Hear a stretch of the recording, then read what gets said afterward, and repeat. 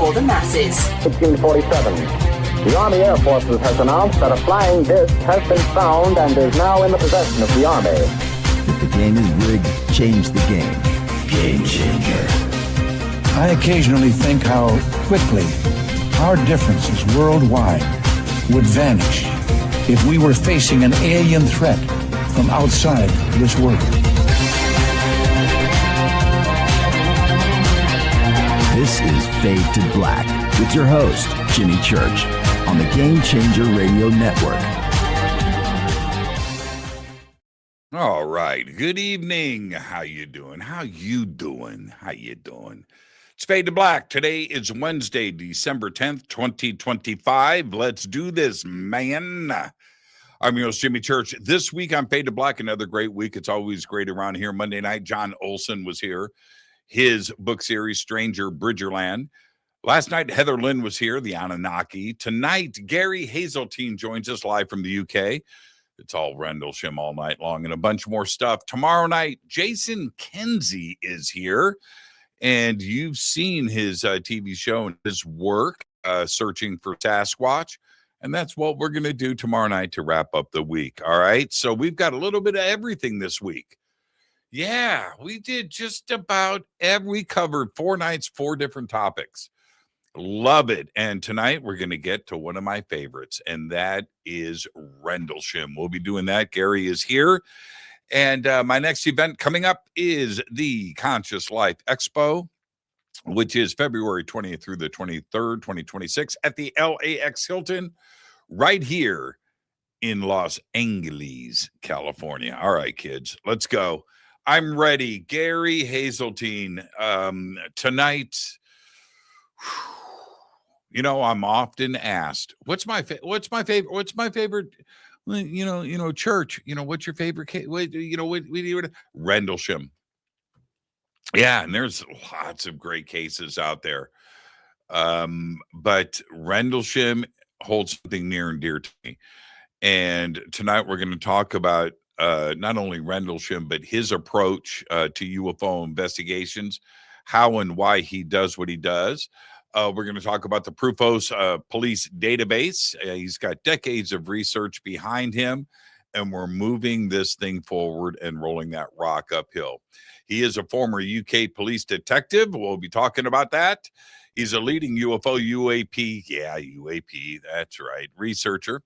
And he served as an RAF police officer, spent nearly 24 years with the British Transport Police, working major cases and serving as an advanced police interviewer, including during the 2005 London bombings. All of that and much more. We've got Gary's links below. I want to get straight to it because he stayed up late for us.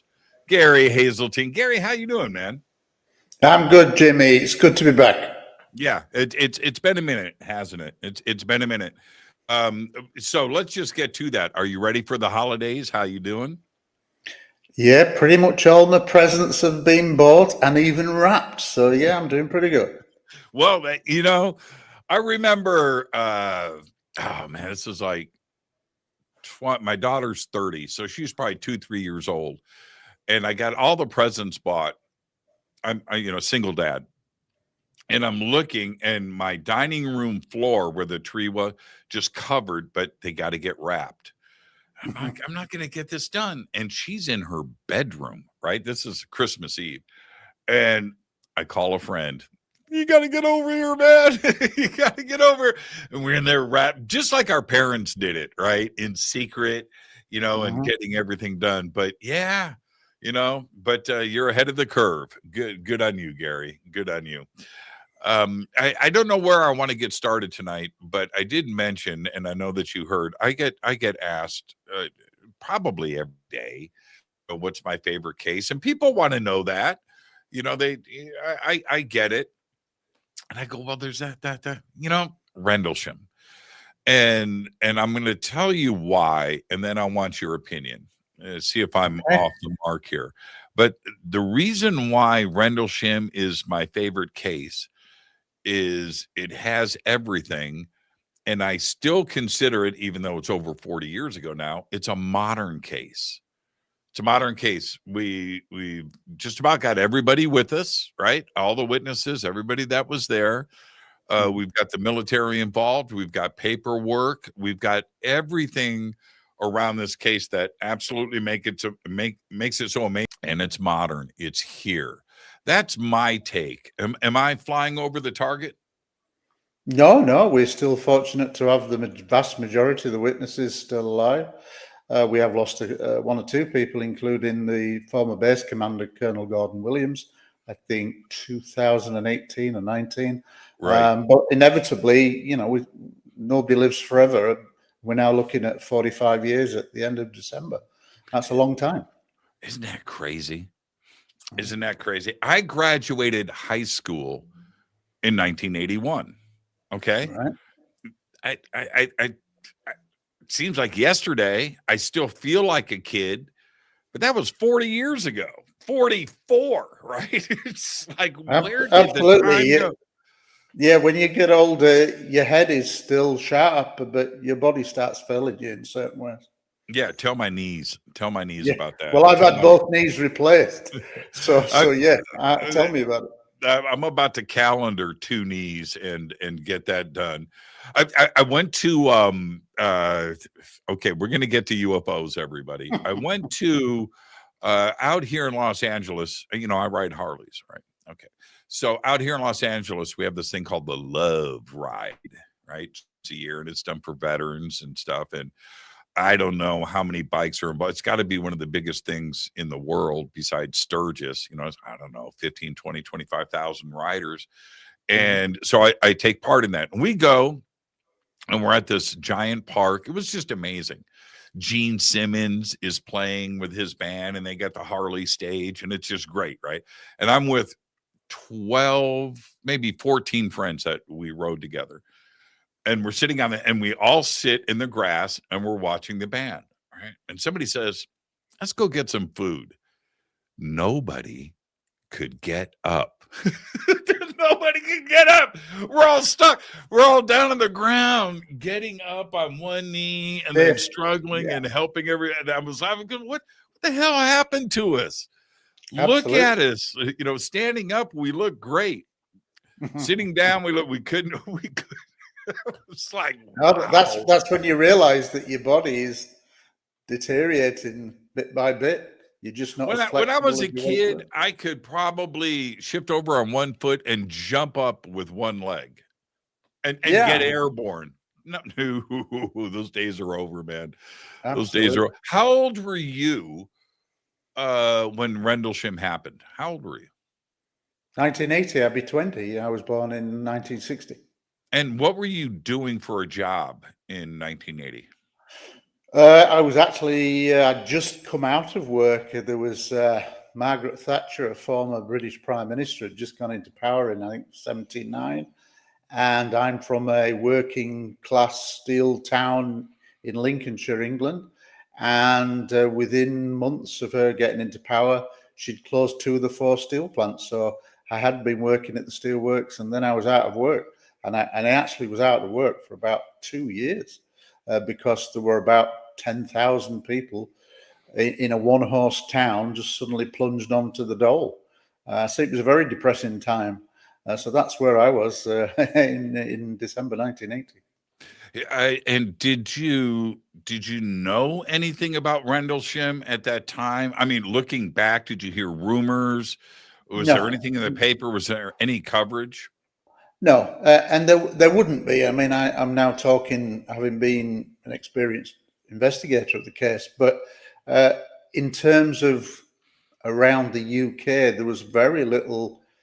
I think there was a couple of media articles, maybe 82, but only in local publications near to the actual geographical area of Suffolk, because rumours were starting to circulate. It wasn't really until October the 2nd, 1983, almost 3 years after the event, when there was a big national newspaper which was called the News of the World, which doesn't exist anymore.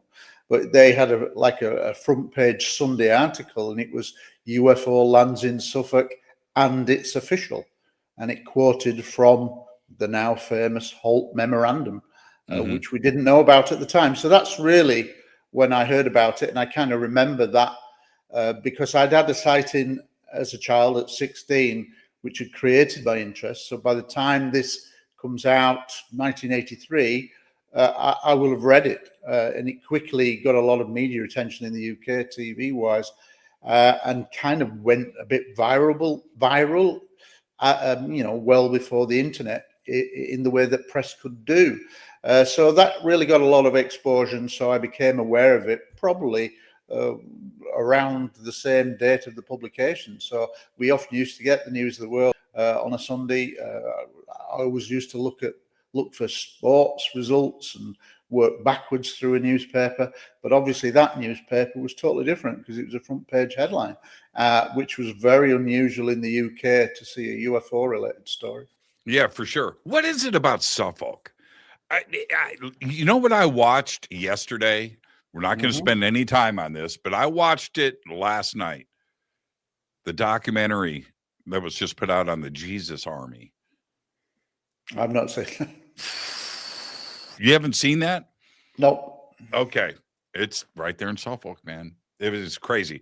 Anyway, the area is well known historically for myths and legends, monsters, and also it became very well known for early radar tests, testing various equipment, and then it also took on a role in the late 50s, mid 60s in nuclear weapons or atomic weapons research. So it's certainly got a very checkered historical past.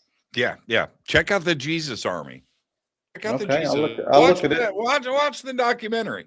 Again, it's a modern story. The guy that ran it, he died in like 2006 or 2009, but it went on from like 1955 all the way through the 1980s. Right there in Suffolk. Crazy. Yeah, it spread across. Okay. Anyway,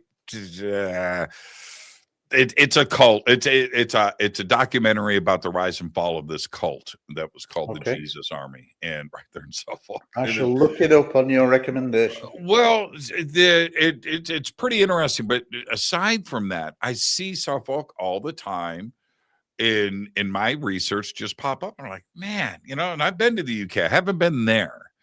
Maybe I'll be out there in a few months. If ever you come over to the UK and you want a guide, look me up and I'll. Are you my guy? Are you my guide? I could be for a certain price. You never know. Yeah. Well, we can work something out. I'm going to be there in August. I'm going to be there in August. I'm going up to Scotland, and I'm going to do a tour. I'm leading a tour of the Monty Python castles up in Scotland. Okay. So we're going to do the Holy Grail tour up there, but I'm going to arrive in London a little early so I can go do some things. Maybe I'll give you a call, and then I'm going to go back to London. I'd be willing to do that. I have took tours around there. I did the world's first proper organized tour, organized and approved by the Forestry Commission, and I had to jump through a lot of hoops to do it, but I did 2 tours there and it was successful, based on the book Non-Human that I wrote. So if you need a guide, then I will. I would love to. Yeah, let's circle back on that. But I think you and I are gonna bounce around. Yeah, okay. I think that's a really good idea. I also want to do Stonehenge and Avebury. I want to. Yeah, been both of those. I as a side, I'm very interested in megalithic structures, and Stonehenge, Avebury, stone circles. Do you think we could do? Let me ask you this: can we do Rendlesham, Stonehenge, and Avebury in like 2 days? Can we get it all done in 2 days? Stonehenge and Avebury you could do because they're relatively close to each other. Rendlesham is on the opposite fair way away. Yeah, he's on the east coast. So we could do Rendlesham on one day, and then Avebury and Stonehenge on another day. I'd say over 3 days because you'd probably need a certain amount of traveling to get to one hotels and then do it the next day. Okay. I All think right. it would be a stretch to do it. We'll circle back on that, but that's my plans. Okay. Okay. I really want to knock out those 3. Okay. I just want to get those out of the way. So back to, how has your opinion changed, or has it, over the years, about Rendlesham? Where did you start out, and then let's morph into where you are today, and overall, just an overall picture. I think probably a good way to describe that would be when I got first involved in the Rendlesham as a public researcher. That was in December 2007, when I was with Bill Burns and the history team to film an episode about Rendlesham. Now, I'd not originally supposed to be in that episode. They were coming over to the UK to film me about my police database of UK police officer reports. And I just happened to say, well, are you interviewing anybody else while doing any other stories while you're here? And they said Rendlesham. And I said, well, that's interesting to me. And they said, why? And I said, well, because I was in the Royal Air Force Police and I served for 3 of my 6 years service on 2 nuclear weapons storage areas, which is the same location as RAF Bentwaters had a nuclear weapons storage area. So I guarded nukes for 3 of my 6 years. And I'd always suspected that there were more sightings and more witnesses because of the weapons storage area. And when the producer heard that, he went, "Oh, that's interesting." And I said, "Well, what witnesses have you got?" And they said, "Oh, we're bringing over Colonel Holt." And I said, "I'd love to meet him because I've got a few questions for him based on my past knowledge of nuclear weapons." And he said, "Yeah, that's an interesting idea." And that's how, in a sense, I invited myself or pushed myself into the story. And so I met Charles Holt in December of 2007, and we got on initially great. We went on to have a rough 7-year collaboration period, potentially working on a film script, because my first passion in life was cinema, and I'm an amateur screenwriter. And I'd always believed that at some point, and I still believe this absolutely, that the Rendlesham story will be told in a major Hollywood feature film. It's a question of whether you do it right or whether you just make it like Independence Day. Now, as a former police detective, for me, I can only look at this subject through what I would say is evidential eyes, the best evidence. And so when you do it that way, I would want to see a very faithful version.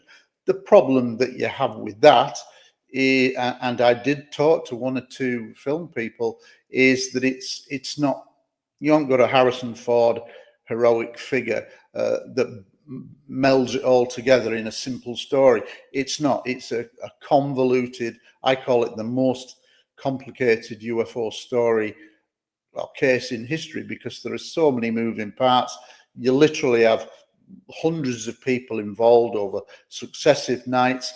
And with my research that I did a 5-year reinvestigation that now stretches it for me to about a 7-day period, because the first date that I have now from a military witness is the 23rd of December, which is like 3 days before everything else happens with John Burroughs and Jim Pennison. So it's still an emergent story, but it's Holt that pulled me into it, and Bill Burns with the Rendlesham documentary that they were making. So I felt myself very lucky, and I say that collaboration with Colonel Holt lasted until about 2015, when I ended that relationship. I've pretty much, like you, over the years, I've spoken to just about everybody, right? Mm-hmm. All the key witnesses and everybody there. They've been guests on the show, and lots of really, really long, in-depth conversation with everybody. And I've got, pretty strong relationships with them. But here's the thing. I I was almost like a camp counselor with everyone, trying to constantly keep everybody calmed down, stopping the name calling, the crazy, back and forth, and the truths and untruths, and who is saying this, and it was exhausting for me. And It was I'm very sure, messy. It was yeah. very messy for about a 4 or 5 year period, which was very unfortunate because it doesn't help the case. I would have to say that, having brought it up, that the reason why I ended the active period with Colonel Holt was because you asked me earlier, had my opinion changed? Well, over the course of 7 years of working with him on the script that I was writing, and he would collaborate on it and give me pointers and whatever, by the end of it, I'd realized that he knew a lot more about the case than he was telling me. So that was one reason. And then the second one was that he was very always attacking the original military whistleblower, Larry Warren, but never produced any evidence to back up what he was saying. And I found that unprofessional. So I didn't make a big public hoo-ha. I'd just stopped the relationship in 2015 when he did exactly that. And I'd always said to him, you've got evidence against Larry Warren, put it out there, but you must back it up. You can't just say it.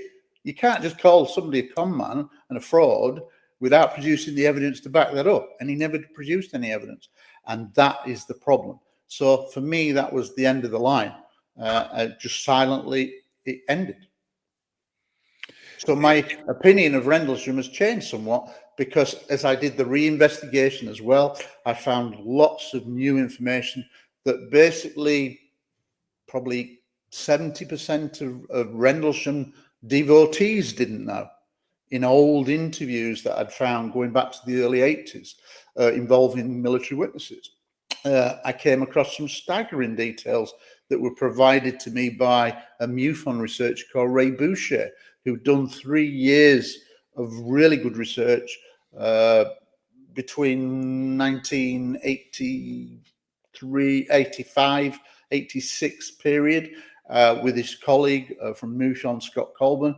And he gave me some really interesting information that nobody talks about, but features in my book. And that's, one of the reasons why things change, because the more you find and then you weigh it up against what people have said before and the inconsistencies, that you start to think from an evidential point of view that either one, somebody's lying, or two, they know a lot more and they're just not being forthcoming, or thirdly, that some of the military witnesses, I suspect, have had agendas, their own agendas, which there's a fourth point too. There's a fourth point. Memory. Memory is memory's a clear one. And like I say to people now, when people try to pin down dates, it's virtually impossible now, 45 years down the line, with somebody's memory. You can try, and maybe some people have got very specific memory recall, like the airman, a guy called Wagner, Airman Steve Wagner. He has a direct memory that links it to the 23rd of December. So hence why I include it in this now elongated number of days. Originally, we thought it was one event. Then it was two events. The memo then talked about two events. Then over time, we learnt about Bonnie Tamplin, Lieutenant Bonnie Tamplin. We didn't really know what happened to her, but that seemed to be in the middle. So that's 3 consecutive nights of activity, UFO activity, in and around the twin bases of RAF Bentwater and Woodbridge and Rendlesham Forest, which sits in the middle in simplistic terms. But then over time, I was finding other witnesses who had little bits of the story. And for me now, that's why I say, don't get too bogged down in dates, because it's virtually impossible to remember what you were doing 45 years ago. It's impossible. I had a friend 2 days ago, Gary. This happened 2 days ago. He does a post on Facebook. An old friend of mine, singer in my band when I was in high school. Okay. He posts a concert ticket from 1982.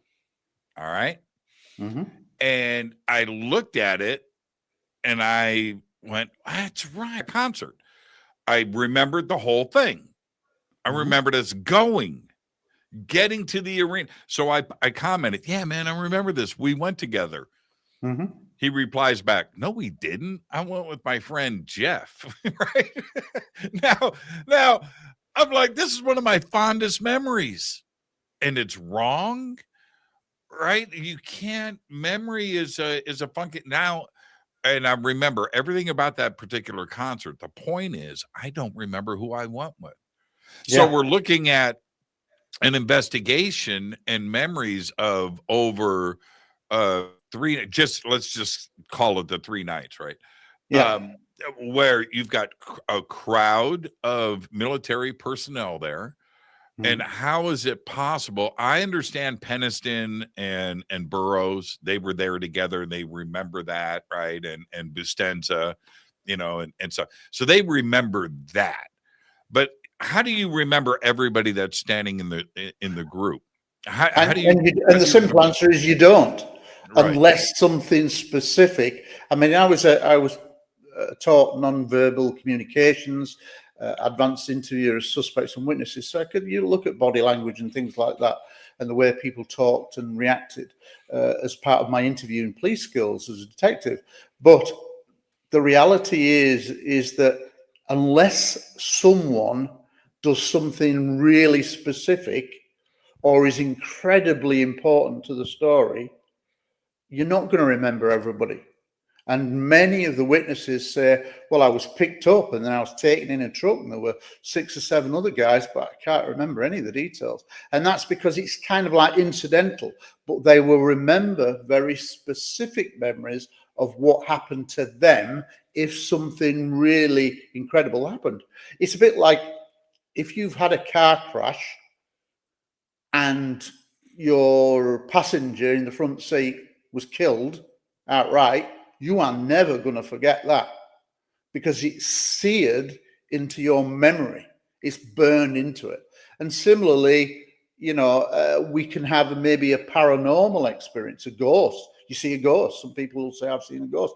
They're going to remember that for the rest of their life. Similarly, if they have a UFO encounter and something specific happens, it may well be so profound to them, it's seared into their memory. But if you ask them the date, they'll go, well, I think it was 1981. December is, late autumn. I'm not sure because it's not so important. But what they do remember is that specific event in quite a lot of detail. And even Charles, now, I agree with you that he knows more than he was the deputy base commander. So you can just stop right there. He knows a lot about the case. What has been public, he's picking, he's choosing what he's going to reveal, but he definitely waffled on the nuclear weapons aspect of that. And we have, as a detective, as an investigator yourself professionally, we have the tapes, right? And I'm so thankful. That's the one, that's the one thing about this case that separates it from everything else. We've got those tapes. So he's got that, but it took stages for him to reveal things. And then in the last 10 years, he's talked about, well, there was a saucer with a beam coming down over the weapon storage area. And there was this. It was like, where was that? 20, 25, 30 years ago. Was it that he was remembering it, or was he holding it back? Was this a secret thing? I don't know. And then we have the new nuclear weapon I want to talk about for years. He talked about it with me over the phone, but when it came to doing an interview with him, he didn't want to go there. Or deny. Right. That's exactly what he will say. And any yeah. officer associated, an officer, not a non-commissioned officer, but an officer in the US Air Force, when asked about nuclear weapons, they will just fall on I can neither confirm or deny. The reality is that I've spoken to 6 military witnesses from Rendlesham who said that they're guarding tactical nuclear weapons that were stored at RAF Bentwaters. And privately, on the first night that I ever met Holt, we'd more or less arrived at the hotel in Ipswich where this documentary with Bill Burns was being filmed. So we weren't required for night film. We pretty much got there early evening, and we ended up sitting together and getting on famously. And on that first night, he said to me, there were more nuclear weapons stored at RAF Bentwaters than anywhere else in Britain. Wow. Now, he didn't have to tell me that. I mean, I think he respected the fact that I was then still a serving detective, and plus I'd served in the RAF Police, and plus I'd worked with nuclear weapons. So maybe he was freer, but he said that. Now, in my book, I proved that it was a nuclear weapons base because there's a document that says Bentwaters 25 nukes, which is listed in the book. But the point and the emphasis that he gave to me is that underground, because the weapons are not stored in the storage bunkers at surface level, they open up and then they go down. I suspect that in the RAF Bentwaters weapons storage area, there were hundreds of what I would say illegally held nuclear weapons in breach of all the treaties. So hence nobody wants to talk about nuclear weapons specifics because they were probably breaking the armament agreements between Britain and America. But clear to say that 6 military witnesses I've spoken to have said that they were guarding tactical nuclear weapons. And ironically, even though Holt would say I can neither confirm or deny, he still ended up talking at the National Press Club about nuclear weapons at Bentwaters when Robert Hastings organised that conference, which I think was about 2009, 8 or 9. And basically, he produced an affidavit. And initially he said, you know, I can neither confirm or deny. But in one of the paragraphs, which is near the end, paragraph 11 or 12, it says, I've since learned from other sources who were present at the base that they were guarding tactical nuclear weapons. So he kind of did it in a roundabout way, admitted that there were nuclear weapons. Okay, let's just cut to the chase with what everybody's thinking. Based on your research, what do you think Penniston and Burroughs encountered in the Rendlesham Forest on the first night? Well, I think it's pretty clear from their original handwritten statements or notes. I mean, we can talk about the statements. The statements are appalling. They weren't. But what does Gary Heseltine think? Well, I don't believe that the binary code story holds up. But let's start. There's no two ways about it. Jim Penniston and John Burroughs were involved, along with Ed Cabanzak, 3 of them going out into the forest. But this is where you start to get kind of confusing. The only person that's ever really talked about a craft that's 3 meters by 3 meters, 2 meters high, black, touch like glass, with self-illuminated, the only person that's mentioned that, seen it for certain, is Jim Penniston, who walked around it, touched it. Not John Burroughs. John Burroughs said he saw a bank of lights. He was stood further back, which may be the case because from his perspective, several meters away, maybe the glare of the lights blocked out the shape. So he said there was a bank of lights that suggested a structure behind. That's entirely conceivable. So that's not a lie. I think that's entirely conceivable. And sure enough, they did go out into the forest. But the confusion slightly creeps in because Ed Cabanzak said he was there and he saw it too. But according to Jim Penniston, he positioned him halfway in the forest to act as a radio relay. Yeah, he was behind him. Off him to the vehicle, main set, which is, I've done that in the RAF Police in the middle of woods. So that is a standard kind of procedure. But Ed Cabanzak doesn't say that. He said he was there. So you've got a conflicting story anyway. But the only one that really pins it down is Jim Penniston will say, walked around it, touched it, drew it. Now, he's only got a torch.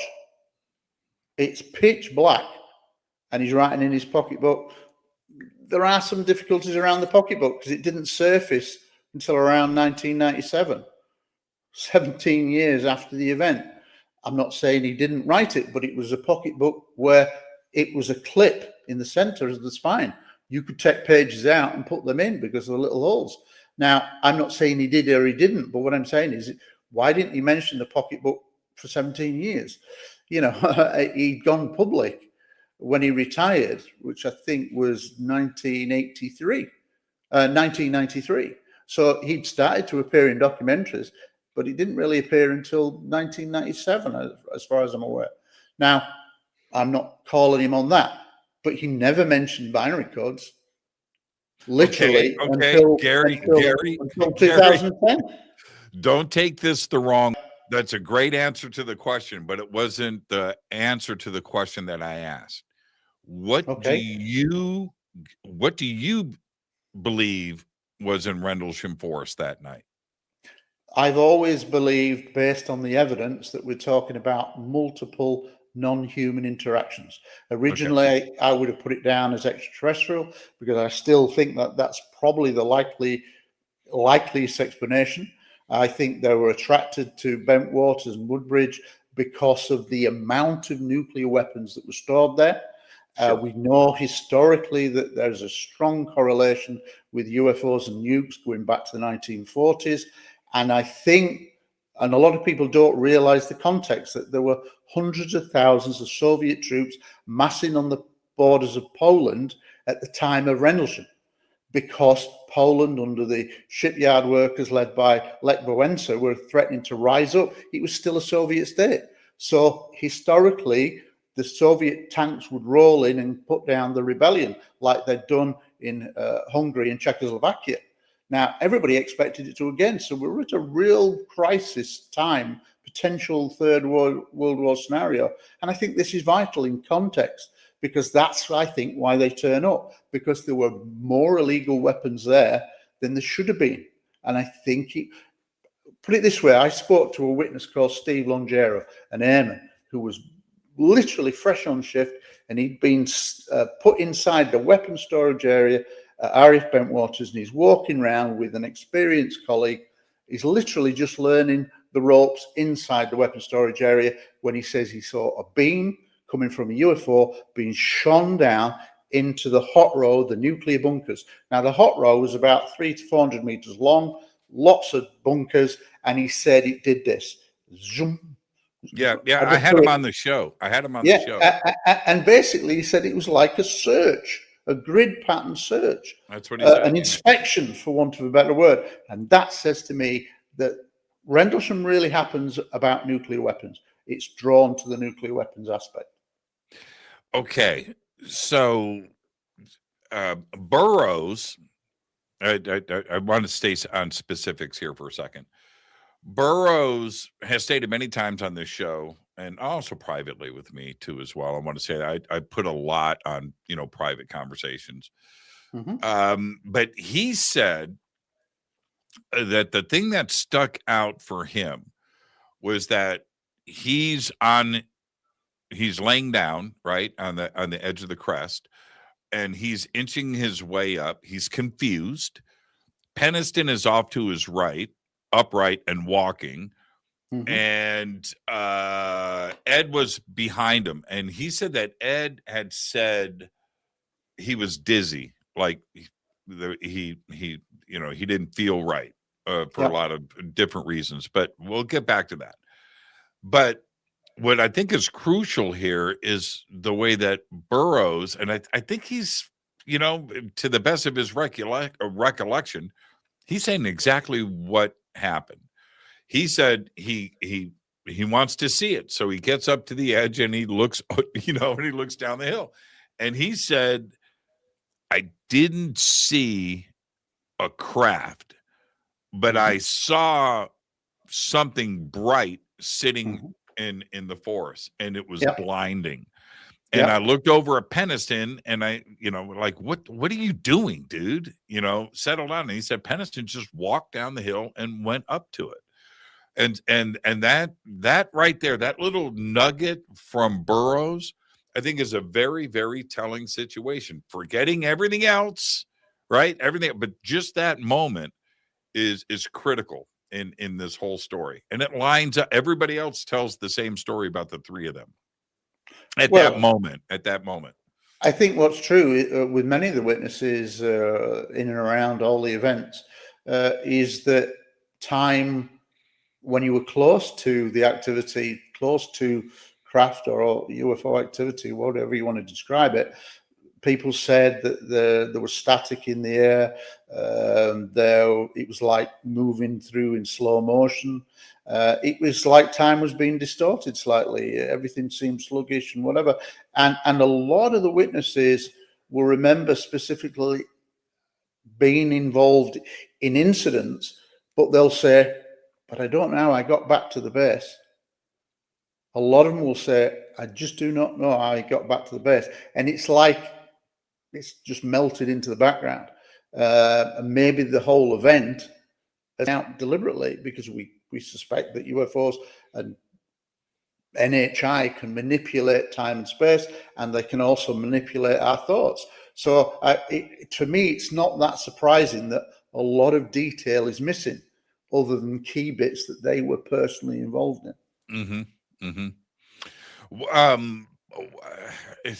I don't want to go too far off into this, but a lot of debunkers came on the scene, and with I will never, Gary, I swear, it was like one of the craziest days of my life was the day that back in the early days of the internet, where the Halt tapes were released. We were able to listen to them. I'm guessing I'm going to say 95, like right in there, and trying to get audio files off of the internet back then. That was a whole nother thing. The audio tape was released in 1984. Yeah, but I mean on the internet for me to hear. Oh, okay, right? Yeah, access to it. Yeah. And so I listened to those tapes nonstop for probably a week.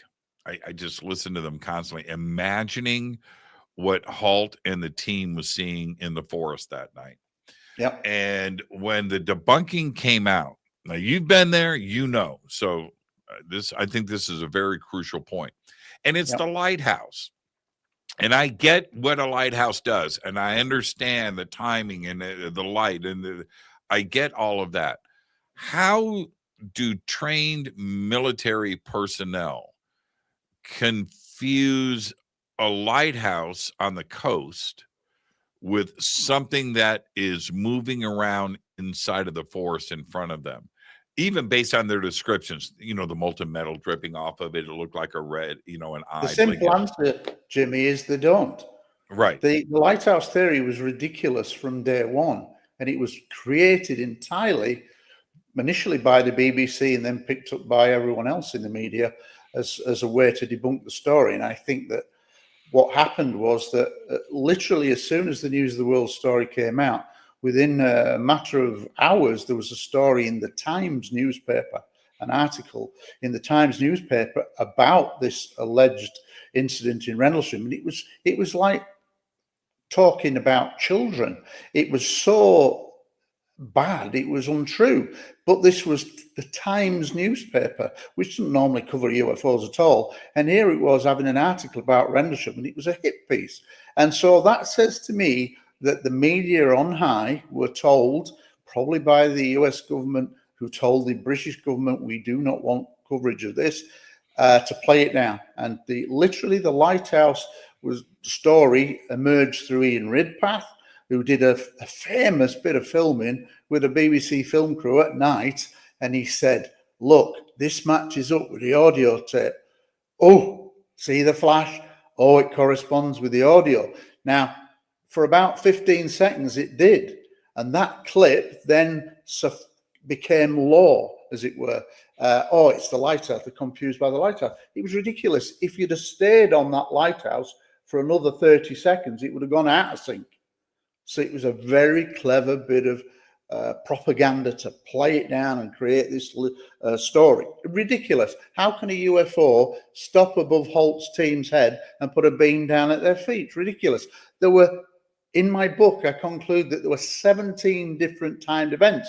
And Penniston and Burroughs, as they're walking back to the Jeep in the forest, where the staging area, as it's become known, where all the vehicles couldn't go any further, so they had to go out on foot. So as they're walking back, a UFO, a small blue light, flies above their head in totally the opposite direction of the lighthouse. The lighthouse was always a made-up story, but unfortunately it was pushed by the media, and then it took hold. The reality is that the beam of light that came in didn't send a beam way into the forest, because there was a big metal screen. The beam went out to sea to warn ships, but it was purposely cut off. But it said it would come around every 5 seconds. So 1, 2, 3, 4, 5, you'd see a blank light. And it becomes relevant when I walked around Rendlesham with Charles Holt during that collaboration period, and he took me to where he looked at a UFO for the first time out of the forest. And it was across a farmer's field. There was a farmhouse literally opposite a big tree that he'd remembered, hence why I call it Holt Marker Tree. And literally opposite the marker tree, 300 meters on the other side, was a farmhouse. And he said when we first saw it in the clear, it was to the left of the farmhouse. It was about the size of a car. It was hovering just above the ground. We could see it through the night scope, and literally it was casting a glare that was so bright it looked like the farmhouse windows were on fire. But he said, I knew where the lighthouse was all the time. And sure enough, on the right, way off in the horizon, every 5 seconds, poof, 1, 2, 3, 4, 5, poof, a bright light. He says, I knew where it was.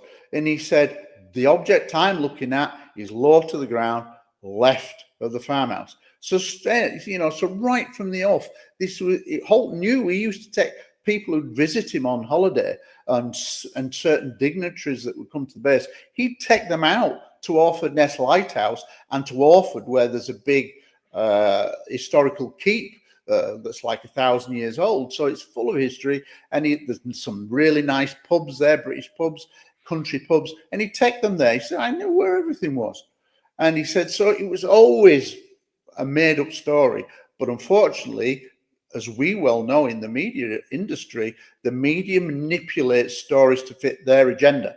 And I have absolutely no doubt that there was probably a D notice served at the time of Rendlesham from on high, pushed by the Americans onto the British. The British do what the Americans told them, and they played it down, I'm certain, at high level. And that story was then to become stigmatized, attached to the story. And in literally 50, English-made documentaries over the years, it's still mentioned. Oh, did the men see the lighthouse? Did they get confused by the lighthouse? It was always rubbish, Jimmy. And unfortunately, it was created entirely by the media, and we still live with it. Like I said, these are military personnel, law enforcement. That's Burroughs' gig, right? Penniston's gig, security. Yeah. And you're observers, you're trained observers. And a child would know what a lighthouse is doing. Absolutely. And you elevate it up to military professionals and security professionals that are investigating something they are not. I just find it very, very hard to believe that those kind of mistakes could be made. Let me tell you something that just predates Penniston Burroughs. It's the same night. It's literally minutes before, but an entirely separate incident is what gets John Burroughs involved in the first place. Because contrary to what people think, a lot of people think it begins at the east gate of RAF Woodbridge. It doesn't. It begins at the public country road, where you then take a right turn up 300 meters up to the east gate. But Sergeant Steffens, Bud Steffens, was the law enforcement supervisor with John Burroughs as just an airman, the lowest of the low. He had no rank. He was just the lowest of the low. That's no detriment to him, but he was just an airman, like the majority of witnesses in this. And Sergeant Steffens is driving, and they see some lights off to the forest on their left, through and underneath the canopy of what were Corsican pines, which are not there now. And Corsican pines play a big part in the story, because Corsican pines don't have their branches until about 15 to 20 feet off the ground. So it's basically a stick with branches coming much further that creates a canopy effect. But anything underneath that canopy, you'd easily see lights going off in the distance. And they stopped the vehicle before turning right up the Eastgate Road to the Eastgate, went in the forest a little bit and thought, there's something going on here, we best go report it. So they got back in the vehicle, drove up Eastgate Road, up to the east area of Woodbridge. They open it up, they go to a telephone in one of the guard shacks, call Central Security Control and say, there's something going on in the forest, somebody best check it out. Now, what's interesting is before they get back in the vehicle, Sergeant Steffens, who was the first person to see the lights just ahead of John initially, as he's about to get in the vehicle, he sees a bright white light, small, further down the road that he's parked on, sat on the ground. And he thinks, what the hell is that? Scares him. And interestingly, when they go to the Eastgate, they use the telephone and say, get somebody down, which is where Ed Kabanzek and Jim Peniston turn up at the Eastgate, by which time there's 4 of them at the Eastgate. Bud Steffens is frightened. He's visibly frightened. And he says, I do not want to go out there. I'll stay here. You can take John. So that's how the 3 of them end up going out. But that story of Bud Steffens is really interesting. He got freaked out by seeing a strange white light on the road. Now, that ain't a lighthouse. No, So no, it's in the opposite direction. Yeah, it's in the opposite direction, too. Always a made-up story. Unfortunately, pushed by the media. Before we get to the break, I have to ask you, how cool is it that you were in law enforcement and police detective and RAF to apply the techniques that you were trained for over the years on your job and then turn around and apply it to a case as extraordinary as this? How do you take those talents and apply those to UFO research and specifically Rendlesham? I use the same broad evidential training that I was taught. That basically to look for the best evidence, look for corroboration. Look, best evidence can be multiple witnesses saying something has happened. That's great corroboration, especially if it's independent of each other. You look for physical evidence. Physical evidence is called real evidence in British law, but it basically means that if, in simple terms, if I had a knife and I stabbed somebody, that knife would be something that's physical that you can hold in your hand, put a label attached to it and say, this is exhibit GH1. This is the knife that I used to kill that person. Now, so physical evidence is called real evidence, but it's what it should be called is physical evidence, because that's how everybody refers to it. But it means anything that's physical that you can hold. And then you have documentary evidence, which is anything written. So in simplified terms, that memorandum that was written by Holt, you can hold that up in a court of law and say that this is Charles Holt Exhibit 1. And that in a hypothetical court of law is a great piece of evidence because it's highlighting 2 incidents that's occurred within like 48 hours of each other.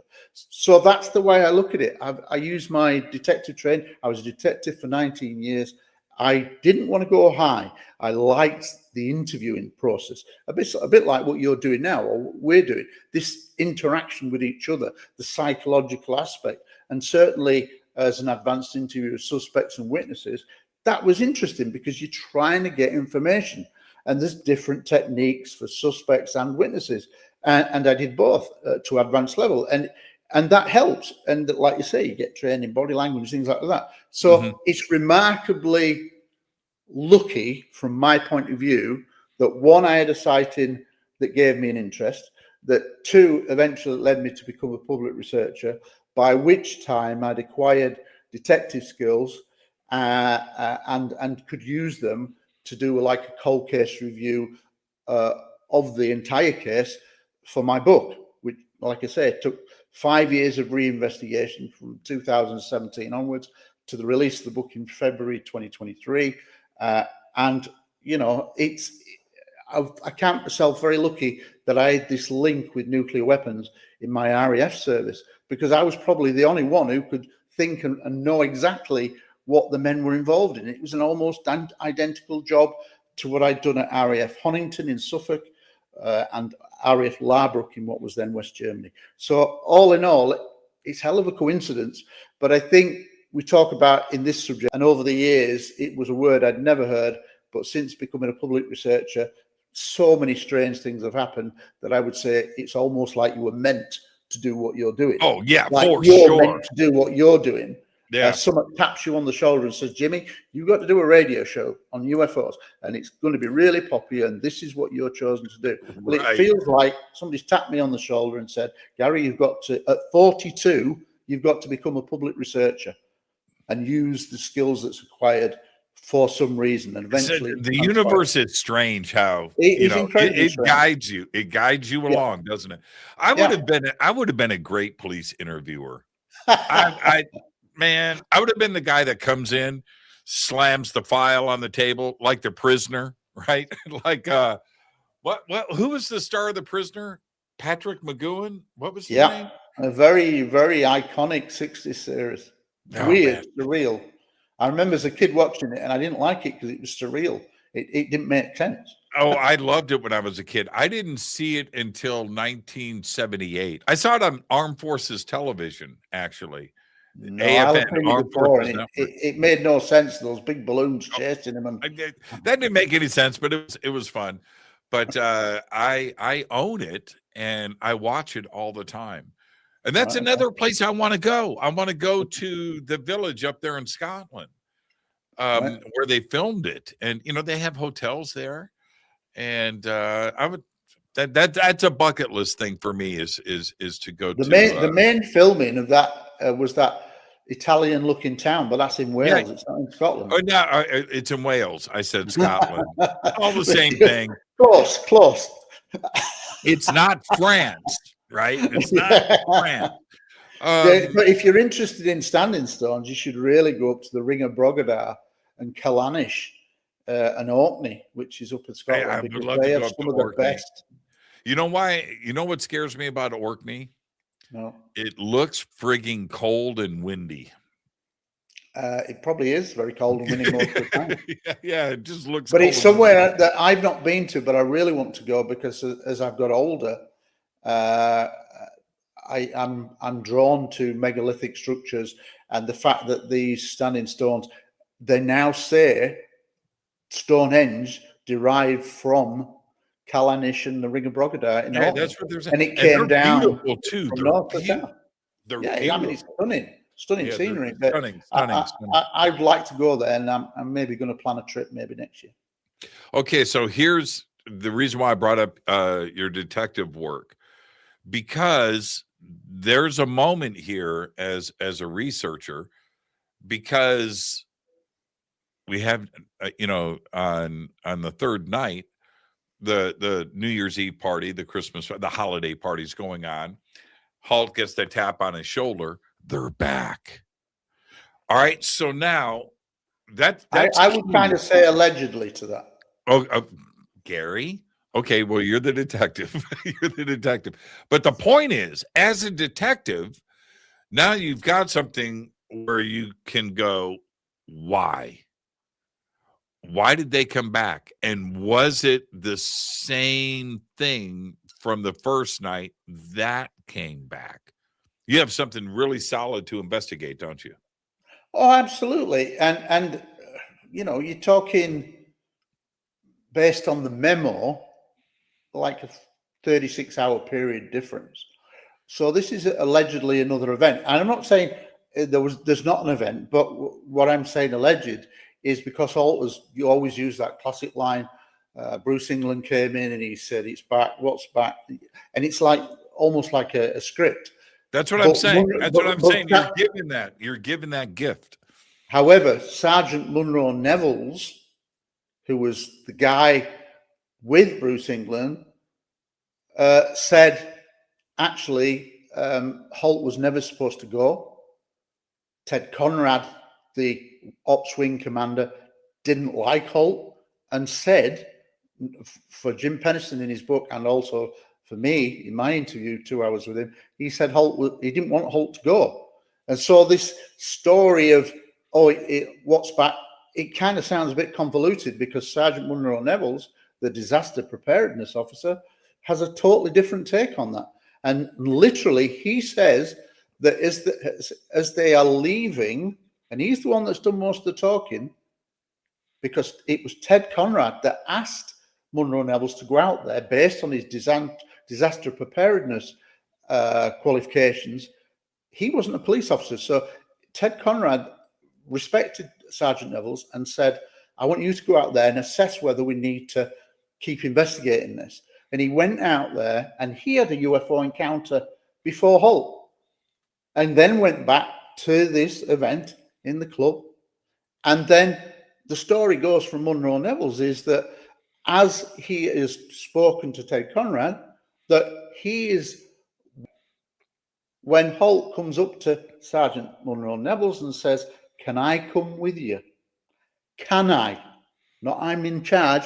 Can I come with you? And Munro Neville's, who was a former Marine, very regimented, wouldn't say no to a senior officer, said, of course, you can't. Well, why would a senior officer ask a non-enlisted, right? Because Colonel Ted Conrad had said to Munro Neville's, I don't want Holt involved. Okay. So that's a different slant. So do you see why I say alleged? Because you've got somebody who was part of Holt's team giving a slightly different account, which he didn't say for a long time. Why would Conrad say that? Conrad said that Holt was a bit too familiar too friendly with the security police, and he liked to push his nose in where it wasn't needed. Holt was not a security police officer.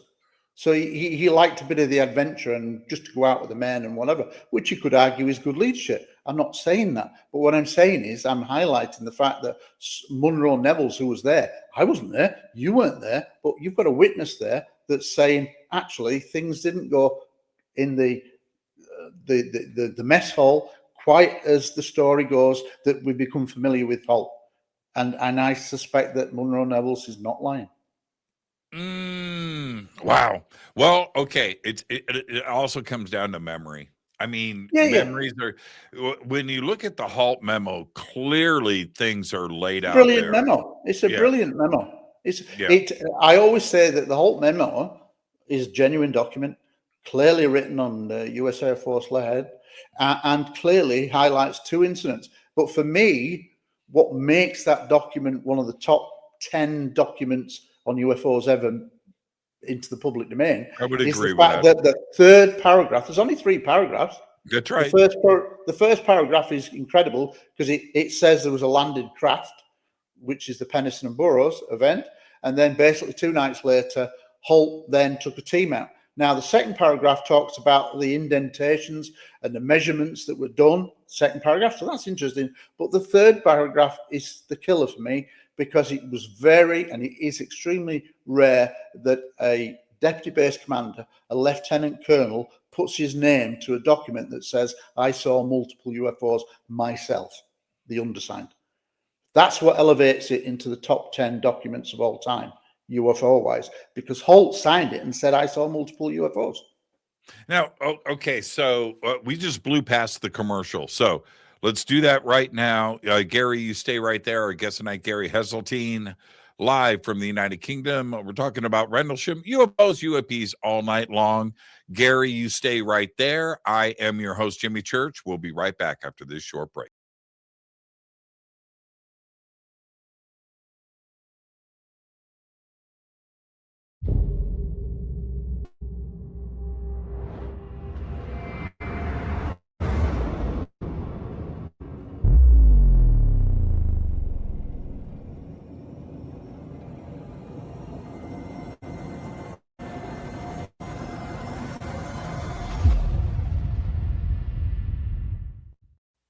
Subscribe to our YouTube channel to get your alerts and access to over 2,000 videos. Click that subscribe button right now. Go to jimmychurchradio.com and get the Fade to Black official podcast. 2,000 episodes, all of them commercial free for just $2 a month. I am hosting, speaking, and presenting once again for the Conscious Life Expo, the largest conference of its type in the world.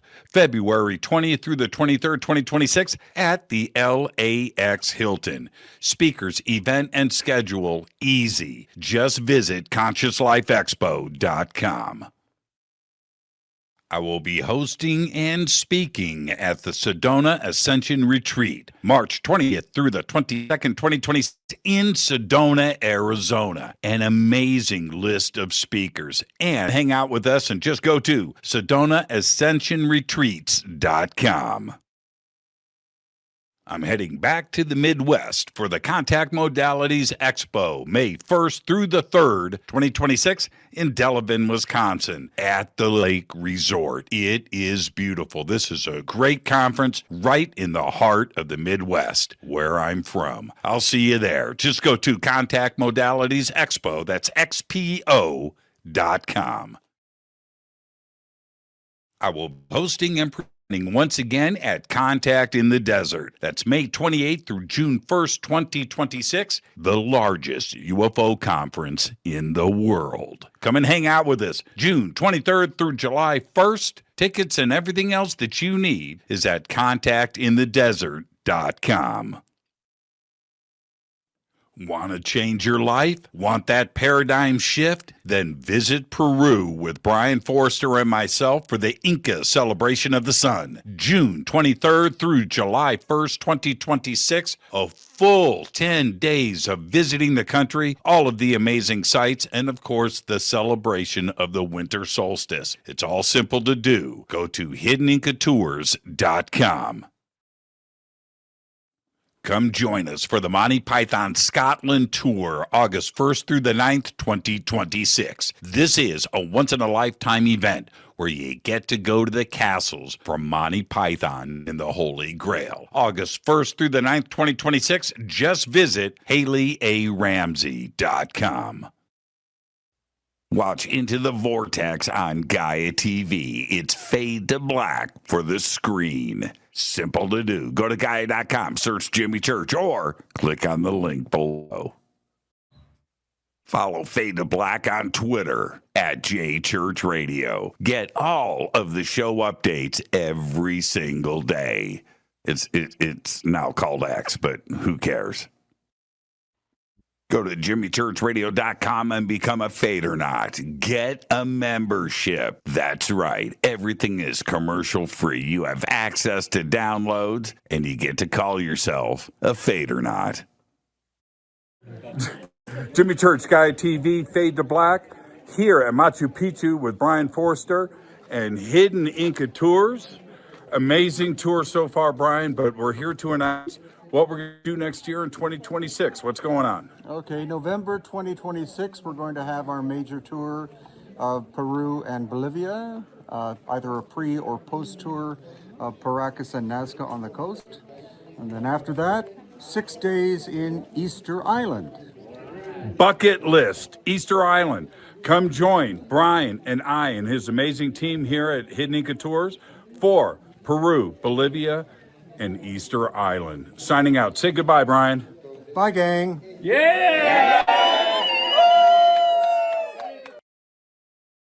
River Moon Coffee, makers of the Fade to Black blend. Truly the best coffee on planet Earth. Just visit rivermoonwellness.com or their Amazon store. It's all simple to do. You can check out the Fade to Black blend, the Game Changer blend, or any of their Black Moon Wellness products. It's the only coffee I drink. It is the best, and it's Doc. Again, rivermoonwellness.com.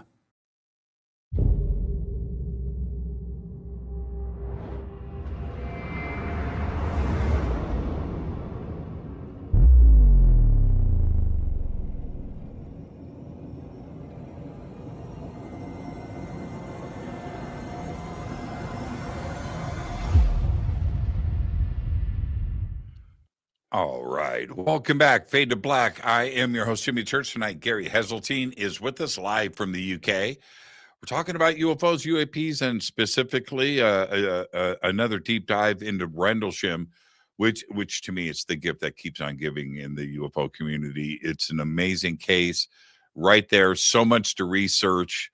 And I think it's the greatest supported case in our UFO community. It's Rendlesham for me. Now, Gary, getting back to night 3, like I said, as a detective, right? You get to be Columbo, and you're flipping, you're taking, and you're right, and you're following this thing. What's your conclusions about what Halt and his team experienced in Rendlesham Forest on that night? Was it a return of whoever was there for Burroughs and Peniston and Cabenza? Was it a return visit, and why would they do that? It's an interesting question, and I guess ultimately we will never know, and there is no definitive answer. What I do accept, though, is that because of the activity that has happened on what we now know is several nights prior to what we call the Halt night, the Halt audio, if you look at it that way, that is a night. There's actually a lot of activity before it, and then there's activity after Halt and his team go out for 4.5 hours. But from Halt's perspective, it's an incredible series of events. Initially, they see the red object dripping allegedly molten metal off it, although nothing was ever recovered, with a black eye, like an eye winking at you, that moved underneath the canopy of the trees, then went out into the field. Then that object then silently divided into 5 white objects that then disappeared. They then cross over that farmer's field.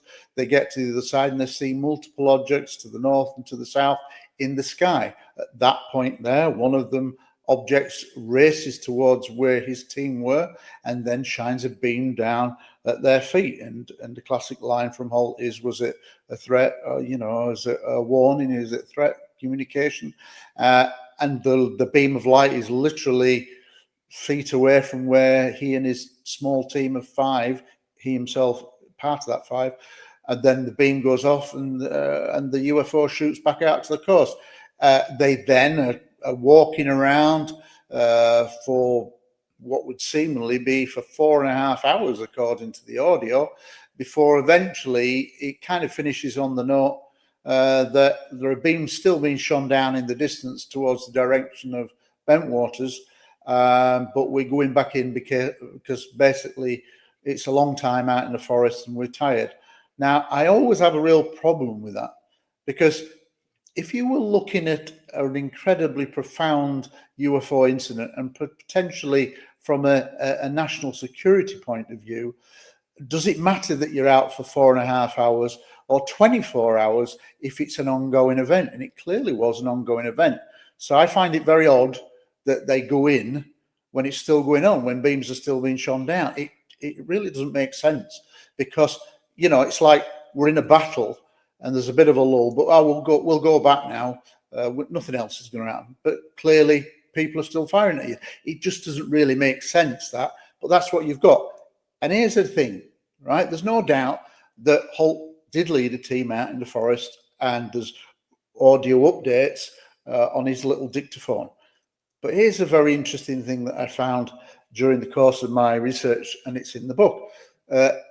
You're probably familiar with Georgina Bruni, who wrote an excellent book, You Can't Tell the People.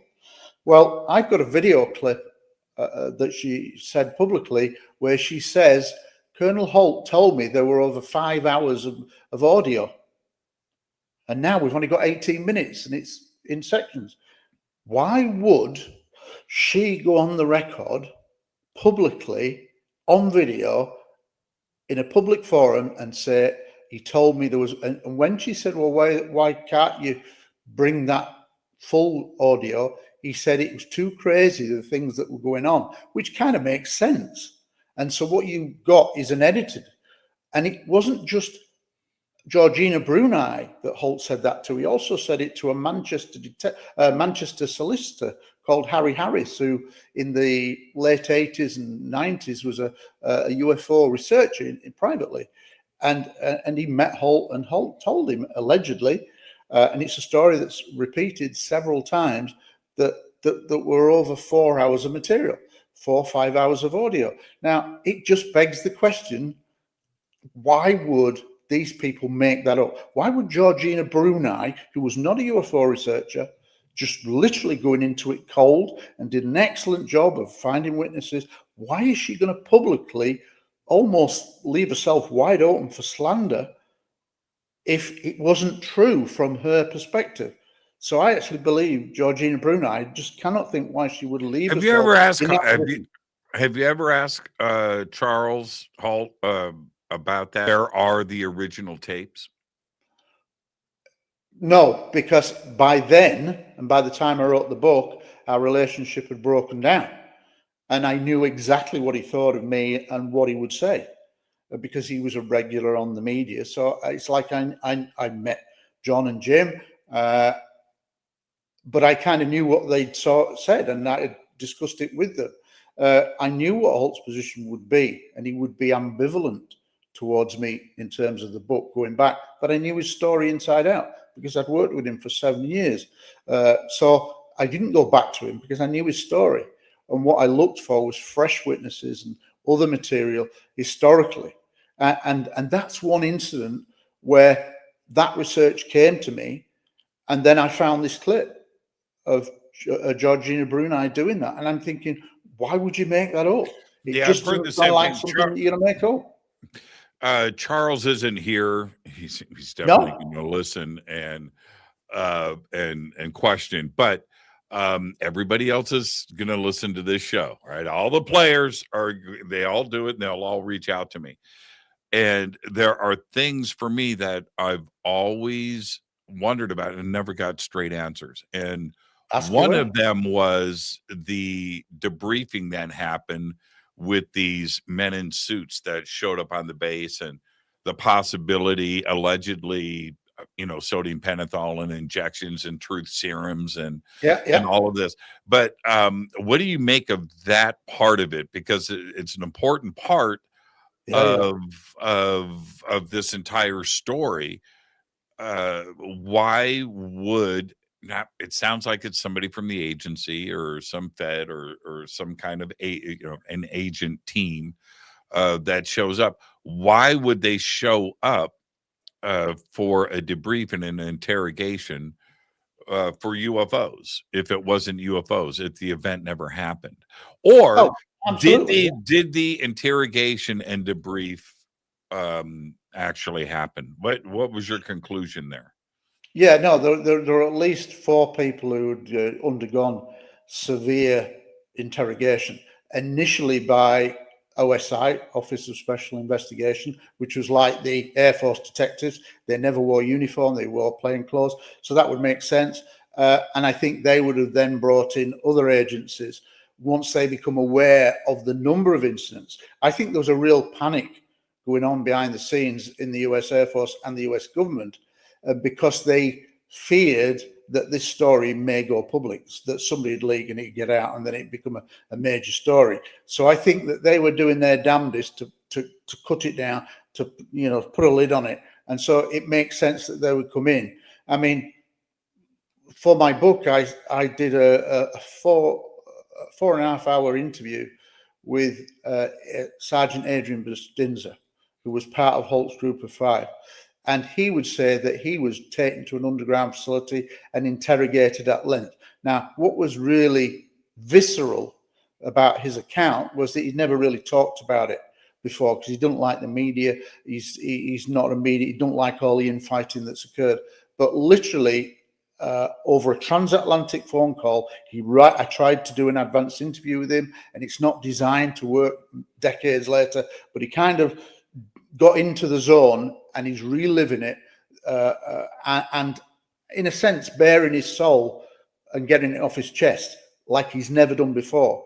And there's a section in the book where it is really visceral, and he's saying big burly guys in suits are manhandling me, and I'm being told to go with them. They physically got hold of me on either side, and he's kind of like being marched into an underground facility, into a room, and he said they're at either side of me, and then there's a voice. You can't see who the person is, but there's a voice in that room saying that bullets are cheap, threatening him with his life, and this was his perspective that was so real, and the way, and he's doing it, he's almost in tears. It was audio recorded, and he's almost in tears, and he said, "Here I am, a sergeant in the Air Force. I'm wanting to serve my country, and I'm being treated like a criminal and threatened with my life." And he said he was so hurt by that betrayal of the Air Force that he wanted to go AWOL, absent without leave, desert. He wanted to run away. And that comes across in this, when you see the transcript of that interview that I did with him, it's so visceral. And to this day, it's still burned into him. Jim Pennison said that he had sodium pentothal. Larry Warren said he was really taken underground to the same facility as Adrian Bustinza, beneath the photo lab, that allegedly doesn't exist underneath the photo lab, but both Adrian Bustinza and Larry Warren said they were taken underground, somewhere underground under the base photo lab. And Ed Cabanza, who was with Pennison, he was his driver. His story will say, "I went out in the forest and I saw a craft." From his perspective, they're saying to him, "Sign this statement." And he said, "That's not my statement. Sign this statement." "I didn't write that. Sign this statement. You saw Lighthouse." So the Lighthouse was already coming into the equation then. So there is clearly a high level of interrogations. And Holt, on several occasions in documentaries, has said publicly that several of his men were, or several of the men involved were subjected to heavy interrogation.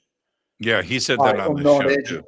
Yeah. So I've no doubt that that happened, and I think this is really one of the. If you ever did make a feature film, I think the gravity and seriousness and the way that they were treated would be a big segment of a story, whether it be a film or a series, because best suited for a TV series, because there's so many moving parts, so many nights, so many different encounters, etc. 17, I list, different timed events over what I think now is like a week-long period. And in amongst that, you've got these interrogations that follow. I remember Jim Pennison saying that he was interviewed maybe 12 or 13 times in the weeks after. So initially by the OSI, then other agents were brought in, and probably other teams. And I think when they give him his sodium pentothal, he's in one of the documentaries where they recreated it, and they're saying to him, draw the picture, draw the craft again. But he saw this triangular craft. So again, to me, the interrogation part is really not really covered by many discussions on Rendlesham, and it should be, because it's an integral part of the event. Yeah, I totally agree. I totally agree with that. And right now we're in, the middle of having all of these congressional hearings over here in the United States. I am very curious if Congress will bring them to testify, because this is clearly a military case. This is a military case with military personnel, with military paperwork, with the audio tape, right? I would think that Congress would want to hear from them. Do you think that'll happen? Personally, I don't think it will. And the reason why I don't think it will is going to be controversial, that several of them have changed the stories. So I don't think they're pristine. It's complicated. And I don't think Congress would go near something of that level unless they were absolutely 100% about everything. And they're not 100% about everything. So I don't think for that reason you would take that risk. Because but that's... I'd like to see them on oath. I'd like to see them take the stand on oath. Of course I would. But I think one of the reasons why it's not happened, and it probably won't happen, is because it's such a complicated story. and you cannot just tell it. I mean, you think of these 3 congressional hearings, you are given 5 minutes to give your story. Well, that's a ridiculous format from the off. How can you tell your Rendlesham involvement in 5 minutes in what I would call the world's most complicated UFO case? It's impossible. So for that reason alone, it's not practical to do it. I want to see it happen. I want to see I'd it love happen. to see it happen, but not on 5 minutes. You know what? You know what's what I love about John Burroughs? His story hasn't changed. His story has not changed. Everybody here on this planet, when you have something happen and you've witnessed it, people embellish. All right. Yeah, man. I saw the car crash. And then, right, they just want to embellish.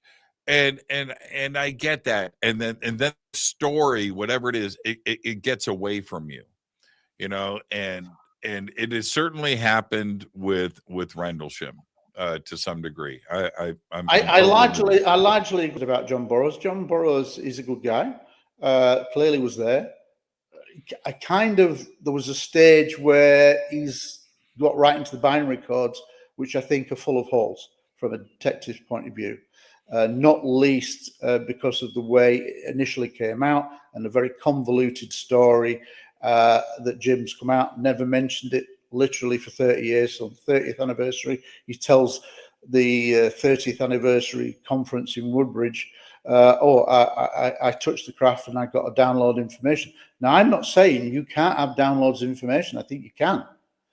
The problem is he didn't say it for 30 years and he didn't tell anybody, even John, in all that time. Now, he would initially say at that conference, well, who could I tell? Well, surely the guy who was with you in the forest, he would have understood if you'd have had some kind of strange download, but he didn't.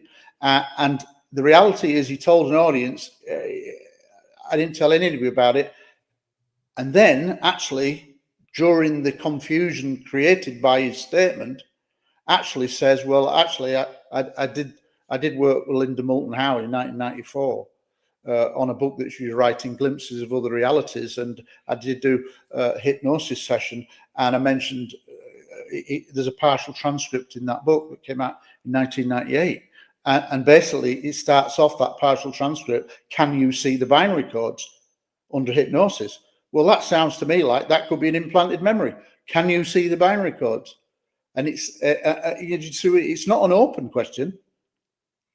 Somebody's introducing binary codes. Jim Pennison doesn't introduce the binary codes.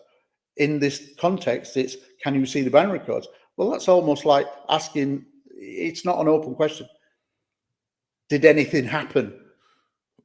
That would be an open question. When he was there in front of the craft, did anything else happen?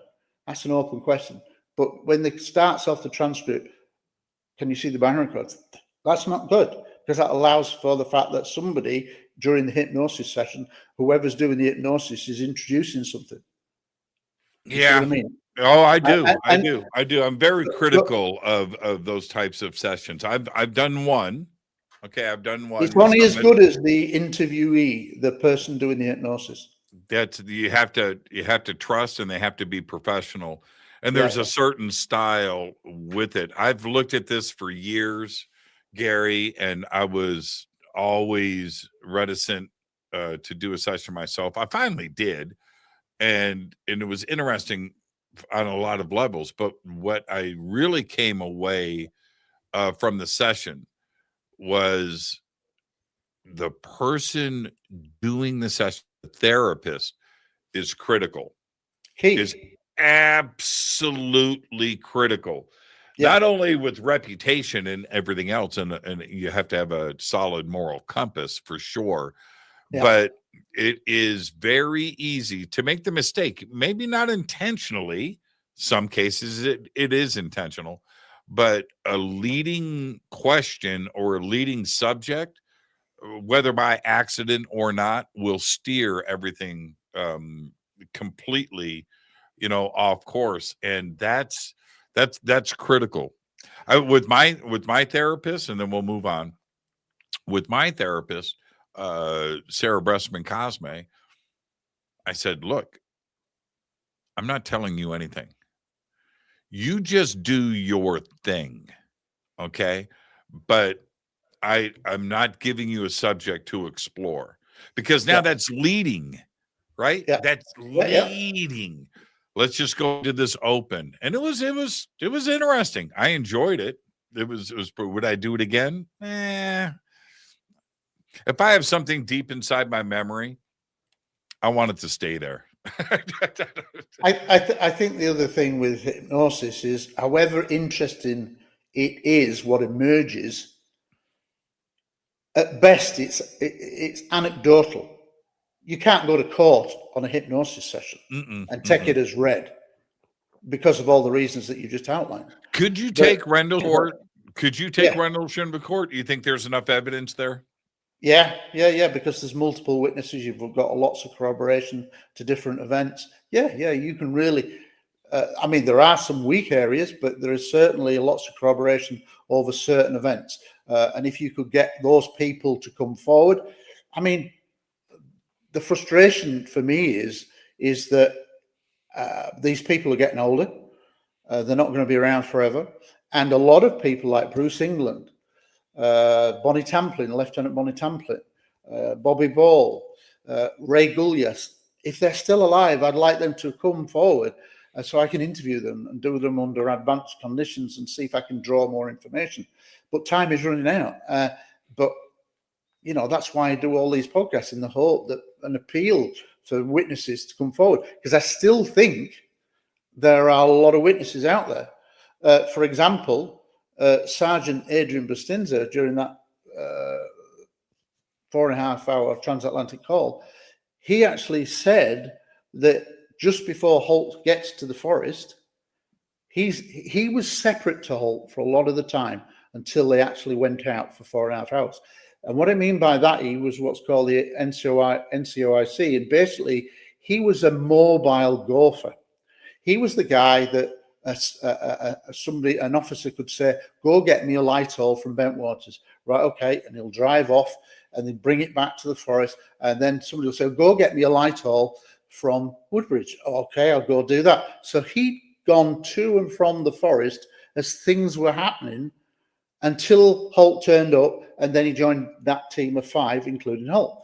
But what Adrian Bustinza told me is that before that, he was told to make a skirmish line of about 15 to 20 security police officers in a line to go into the forest, separated a few meters apart. You know, like when people are in a field on the knees looking for a Search knife. party. Yeah.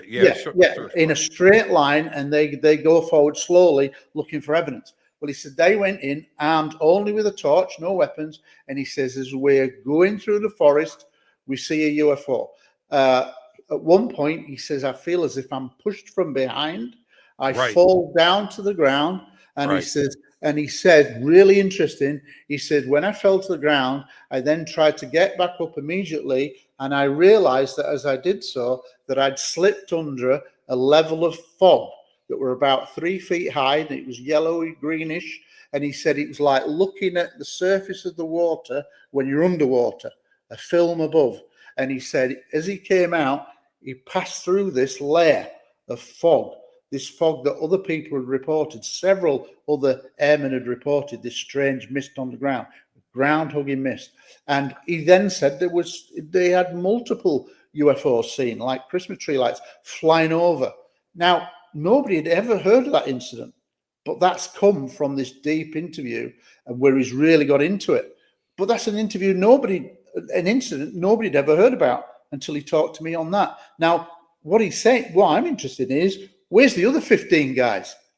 If he's telling the truth, and why is he lying? I want to get to those people and say, look, the people in that skirmish line with Sergeant Adrian Bustinza, does anybody else remember that? Please come forward, and so we can get another account of it. That's the kind of thing that I'm trying to get, is to reach out to people and say, look, come forward whilst there is still time. Such a fascinating case. It's such a fascinating case. And when for me, it's like this other part, the debunking crowd. And then about 5 years ago, 4 years ago, 5 years ago, the stories started to circle throughout the UFO community about, and a couple of books were written. People came forward. I did a show. This being an MK Ultra government psyop on, and now I'm always like, anything is possible, right? When you're in the UFO world, man, right? This is a crazy place to be. But these things started to circulate, and you bring up this, the fog from Adrian Bestenza.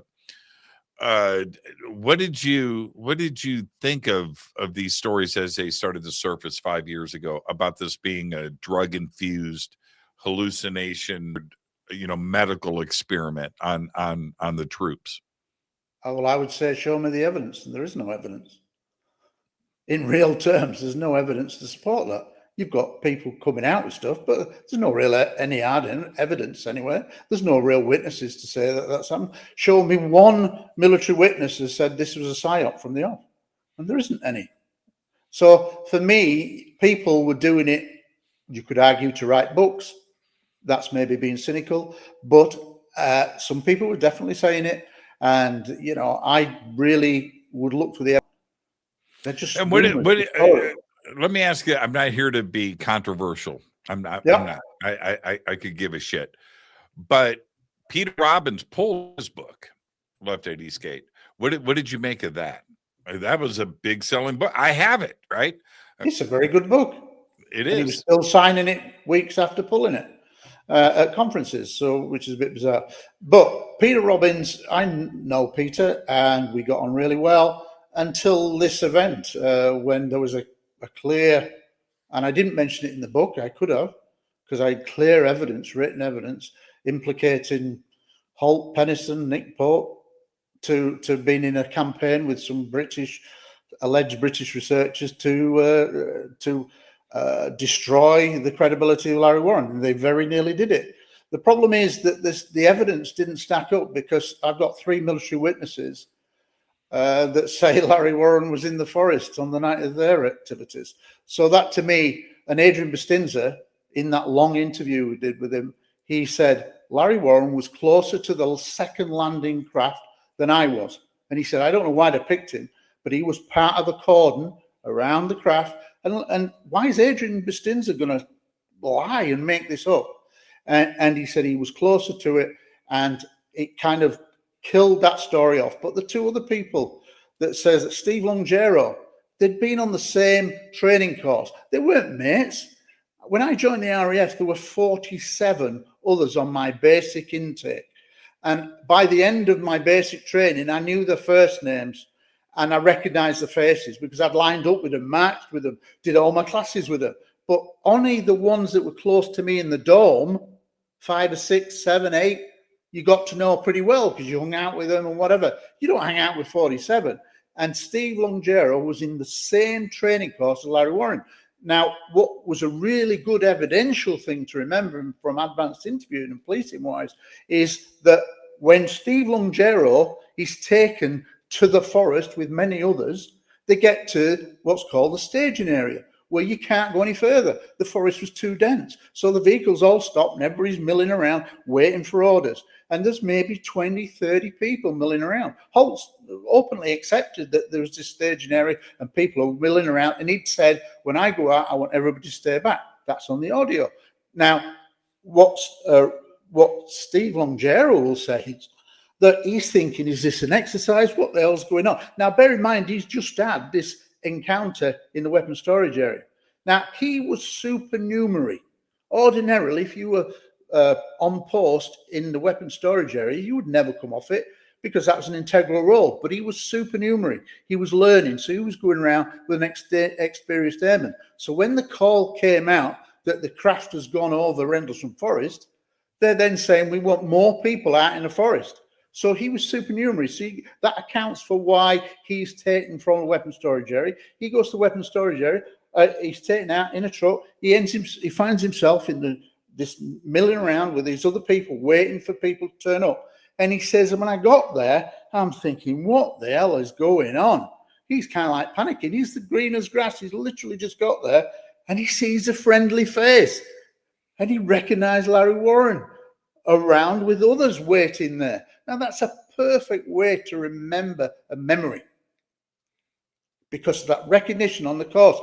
You're not big pals with him, you don't go drinking with him, but you'd recognize him, and you'd look for a friendly face in those circumstances, and you'd go, oh, what's going on? You'd try to keep your head down. What the hell is going on? And he sees Larry Warren, and he said, that's why I remembered him, because he was there at the staging area. He doesn't say he was there when this second landing took place, but he says, I saw in the staging area. And then Holt turns up and starts briefing people.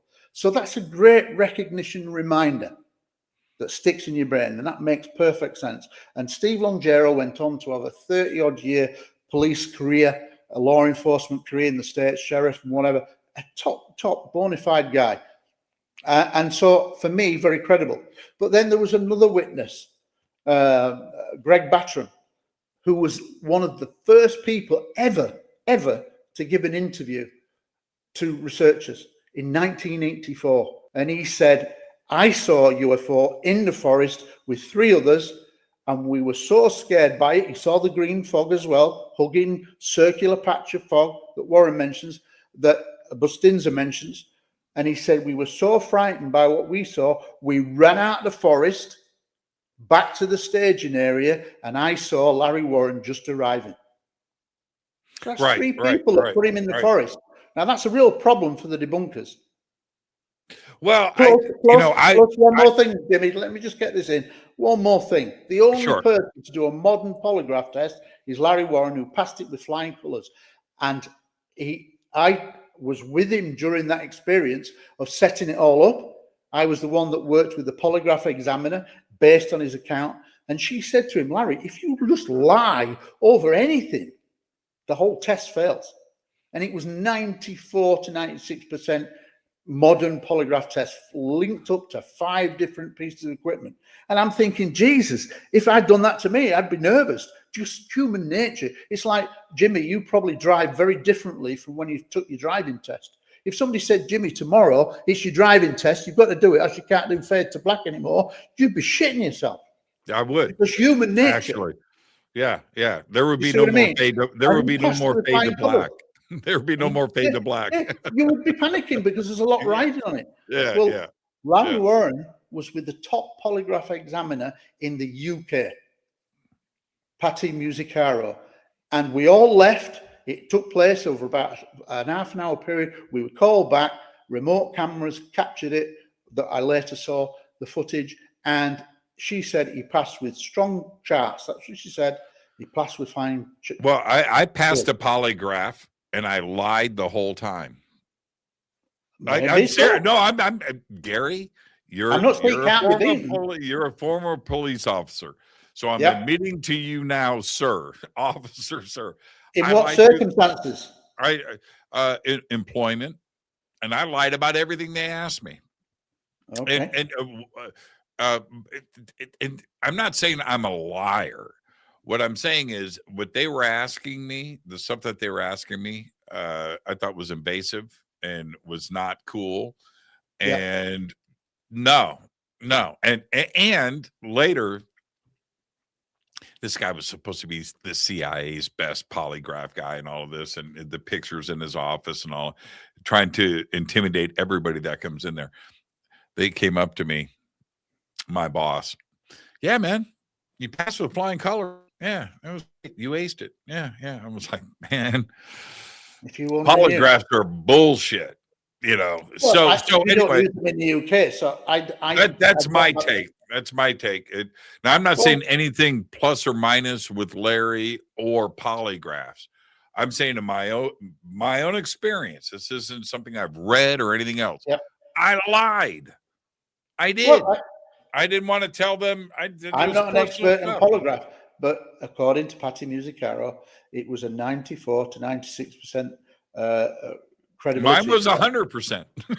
Right? I don't think there is such a thing as. No, I'm kidding. Now, in the time that we have left, let's get to a couple of things. Go on. There are many people that are new to the UFO community because of the New York Times in 2017. Yeah, absolutely. They don't have the time. They don't have the 50 years invested that I do or you do into the subject. But they look at this and they look at the Nimitz and they look at the Tic Tac and they look at these celebrity military people that are out now talking about that the government is our friend when it comes to UFOs. They are about to disclose. They are with us. This is great. And we look at something like Bentwaters, Rendlesham. We look at how everybody and a serious cover up and the ongoing cover up of, say, Roswell. Right? Nothing's been uncovered with any of this. Is the government our friend? Oh, by the way, when I was in the UK last year, I was there hosting a conference, and I asked all of my UK friends, right, and asked them this, so what's up with disclosure over here? And how's the government? No, man, government ain't, no. We get all of our stuff from the United States. The government here is completely silent on the issue. Absolutely. So is the government, including the United States, I mean, you can talk about your own government too as well, but is the government our friend when it comes to disclosure? Well, historically, no, because they've lied. The Americans have ran the subject for literally 80 years, and they've lied and created the stigma in the first place with the Robertson panel in January 1953. That changed the equation. Yes, there'd been an element of debunking from Project Sign, that then all the staff were replaced and it became Project Grudge. Then there was a brief period where there was some genuine research done under Captain Edward Ruppelt, under the early stages of Project Blue Book, which went through to 69. But largely, Project Blue Book was a public relations exercise. We know through the Bolland memo that all the good cases didn't go into Project Blue Book. I suspect that's the same in the UK, but the UK, since 2017, has veered away very strongly away from the American stance, whereas 2017 brought a new era of, authenticated Navy videos. People have gone on the record and legislation been taken in the United States, and mandates to create classified and unclassified reports.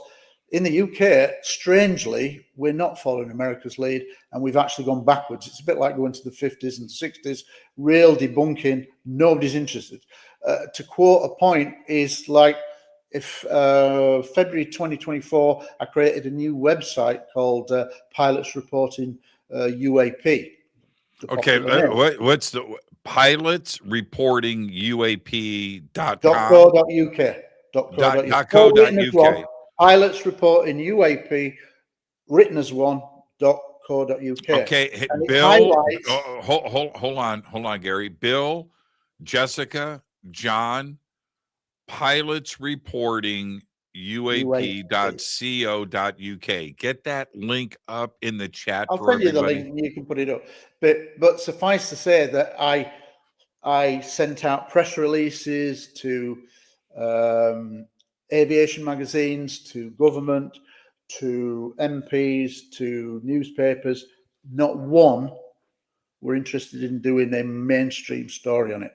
I've done lots of UFO podcasts and whatever, but that's a very specialized market in terms of the mainstream, and it doesn't reach the people I'm trying to reach, because the idea was that Brian Graves, the pilot in America, has created Americans for Safe Aerospace to try to get a recognized format of reporting for pilots, and that should be across the board in all countries on a very similar, if not the same, scale.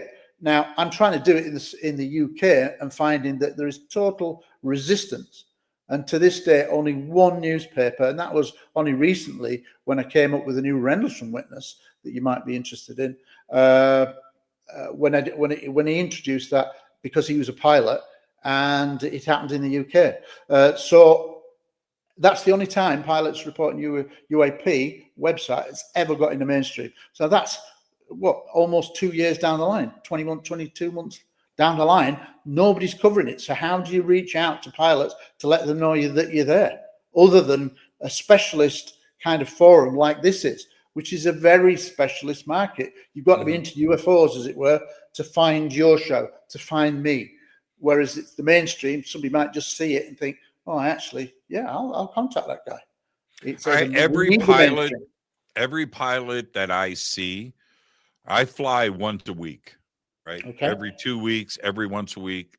I mean, like, it's insane how much I fly. But when I see a pilot, I'll go up, I'll introduce myself, but I go straight there with them. Have you ever had a UFO experience? Yeah. Last month, okay, so check this out. And I understand your frustration, right? So I fly first class, of course. You know, I got a lot of it. Sky Mile. I fly first class. So I go in and I sit typically in the same seat, right? Okay, I select my seat. I fly too much. I like where I sit. You're a creature of habit. It's my job. This is my job, and so anyway, going to sit, and guess who is sitting next to me? Already a pilot, right? He's sitting there. He's got his his thing on, and so I go and I sit down next to him, and he was just reading, and he was talking. He seemed like a nice guy.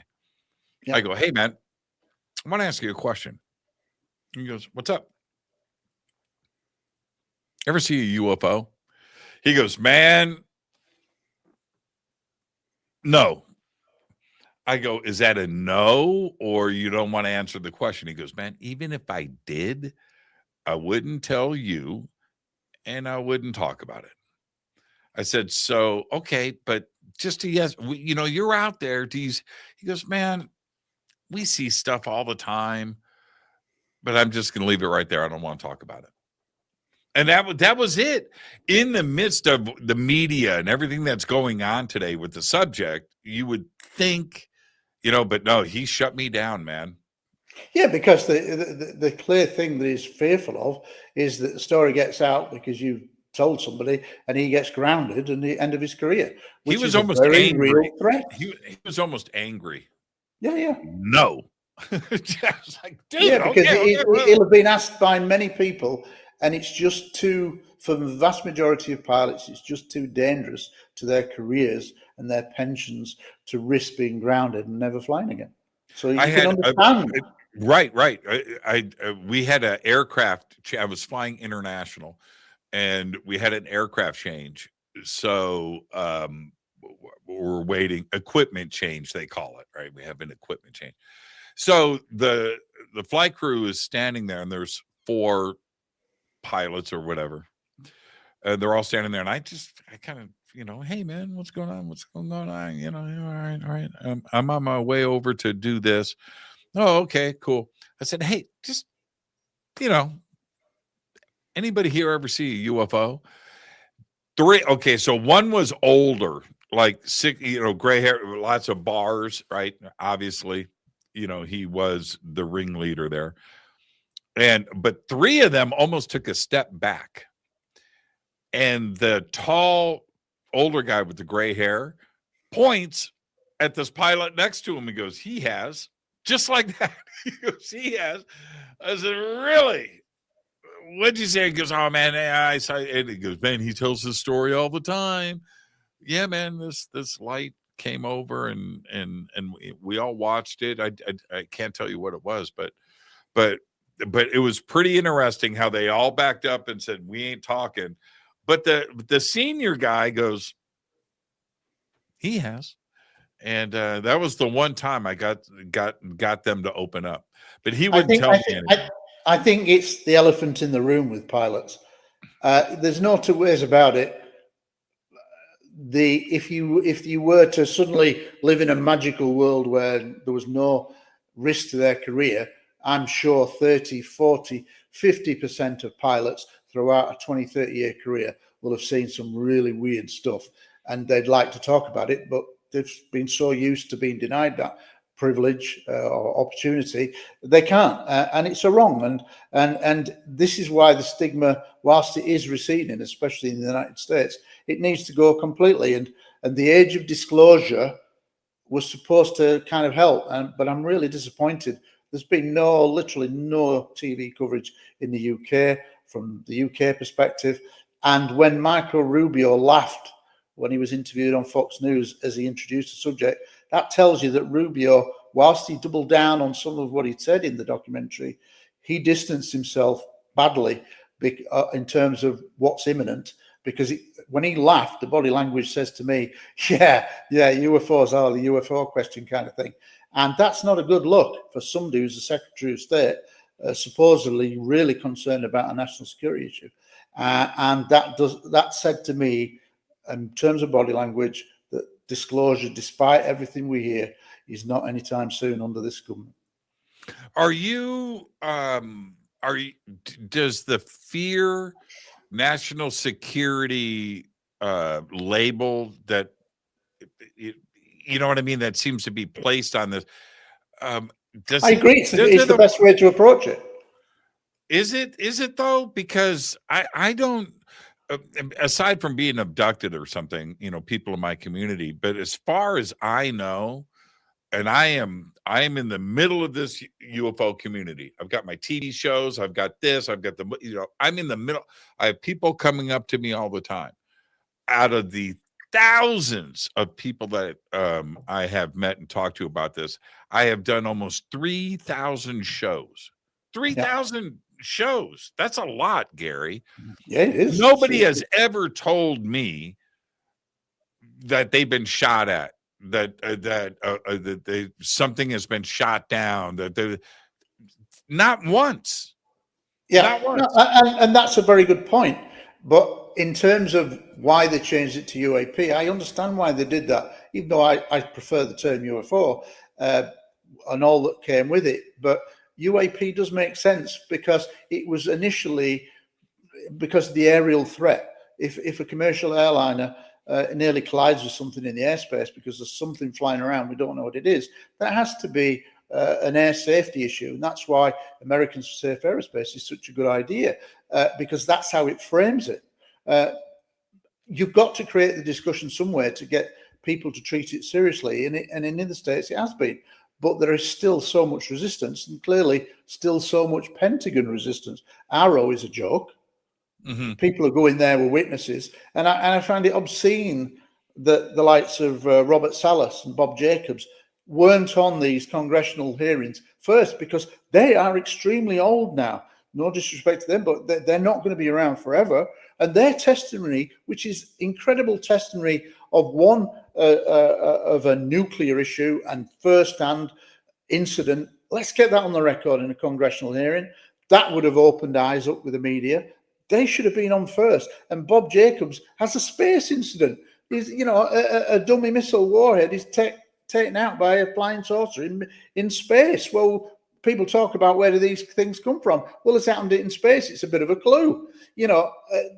That those two witnesses, because of their age, should have been right at the front, and they had given testimony to Arrow, and yet they weren't called. And that says to me that the Pentagon are playing games. It's the same thing with Halt. Picking and choosing. It's the same thing with Halt and Burroughs and Pennison and Bastenza, Cabanza. Yeah, they should all. They should all give testimony. They should all at least get it on the record. They can investigate it later.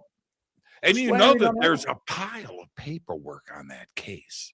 Oh, it's not just the Halt memo. No. Two British ladies. Dot Street and Brenda Butler, they were the two housewives. Yeah, right. They once bluffed their way in to have a meeting with somebody in the Air Force within weeks of it happening. There was a pile of papers about this case on his desk, but they thought they were from the Ministry of Defence. Right. Instead of being private housewives. And that quickly disappeared. So I've absolutely no doubt that there is a pile of paperwork on Rendlesham somewhere. And don't forget, Adrian Bastenza said there were movie cameras to this second landing, which corroborated Larry Warren, who said there were movie cameras. I have no doubt that there was a film of a second landing, and that there were probably beings and a meeting with Colonel Williams, as bizarre as it sounds. Gary, thank you so much, my friend. Great conversation tonight. And we had a gap there. Let's don't gap this. Let's get you That's back down on to the you. show. It's not down to me. That's down to you, Jimmy. I'll talk to you, Gary. I'll see you. We'll talk about my trip to the UK. But yeah, I would at love this to hang moment out in with you. time, I'm going to Tunisia at the end of in July, but I'll be back for when you're across in August. So if you want to do that, I would do that for you and take you around.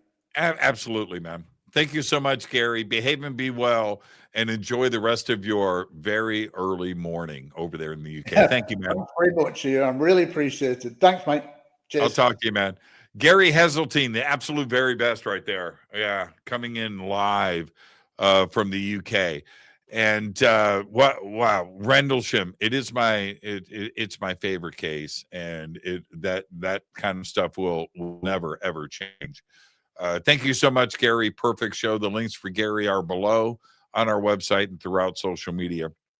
And I'll mention this tomorrow, but for those of you that are Fadernauts and premium members over on our website, go and check it out, because we have some special things happening in the membership area, and engine is running to access not only that part, but I'll describe more of that tomorrow. But go and check it out. All right, it's really cool. Tomorrow night on the show, Jason McKenzie is here. Jason Kenzie is here. Filmmaker, director, Bigfoot researcher. That's right. And his show, Searching for Sasquatch. That's a big one. I know that you've seen it, but Jason is with us tomorrow. So I'll see everybody right here tomorrow night. But for now, all I've got is go Tappy. Fade to Black is produced by Hilton J. Palm, Renee Newman, and Michelle Freed. Special thanks to Bill, John, Dex, Jessica, Dennis, and Kevin. Webmaster is Drew the Geek. Music by Doug Aldrich. Intro, Space Boy. Fade to Black is produced by KJCR for the Game Changer Network. This broadcast is owned and copyrighted 2024 by Fade to Black and the Game Changer Network, Inc. It cannot be rebroadcast, downloaded, copied, or used anywhere in the known universe without written permission from Fade to Black or the Game Changer Network. I'm your host, Jimmy Church. Go back, Lee Tappy.